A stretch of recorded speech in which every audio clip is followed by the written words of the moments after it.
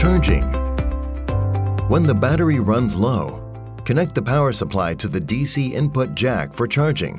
The LED indicators then start flashing, denoting that the wireless PA is currently charging. The wireless PA can work normally during charging. The indicators will stop flashing when charging is completed. Battery replacement. First, turn off the main power. Then, open the cover of the battery compartment. Take out the battery module, then replace batteries with new ones.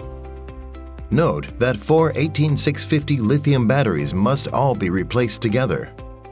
Please do not mix old and new batteries.